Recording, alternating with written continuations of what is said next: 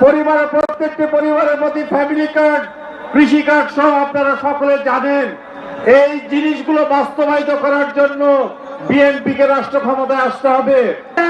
যারা শহীদের ওই ৫,০০০ বাহিনীকে যারা সহযোগিতা করেছিল তাদেরকে যদি আপনারা ভোট দেন তাহলে ৩০ লক্ষ শহীদের আত্মার সাথে বেইমানি করা হবে।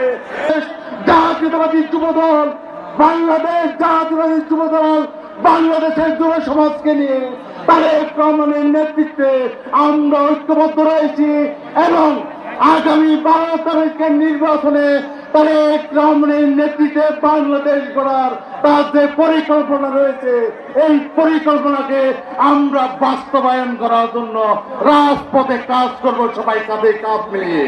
এই আশাবাদ ব্যক্ত রেখে সেই সাথে আমাদের নেতা তারেক রহমানের প্রদত্ত বগুড়ার সদর ব্যতীত বাকি 6টি যে নির্বাচন হবে সেখানে আমাদের সুযোগ্য এমপি প্রার্থীদের উপস্থিত আছেন কেন্দ্রীয় বিএনপির বিভিন্ন পর্যায়ের নেতৃবৃন্দ, জেলা বিএনপির বিভিন্ন পর্যায়ের নেতৃবৃন্দ, বিএনপির সকল স্তরের নেতৃবৃন্দ, বগুড়ার আপামর জনগণ যারা দীর্ঘদিন এই তারেক রহমান।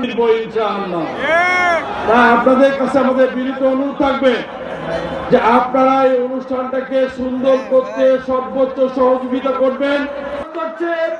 সুশৃঙ্খল ভাবে সুন্দর ভাবে আজকের এই নির্বাচনী জনসভা সফল করতে বাংলাদেশ জাতীয়তাবাদী দল বিএনপি বগুড়া জেলা শাখার পক্ষ থেকে আপনাদেরকে অনুরোধ জানানো হয়েছে।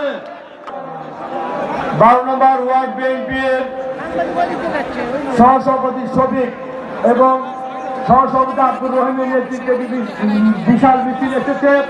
12 নম্বর ওয়ার্ড বিএনপিকে অভিনন্দন। কোনো নির্বাচন করতে দেয়নি,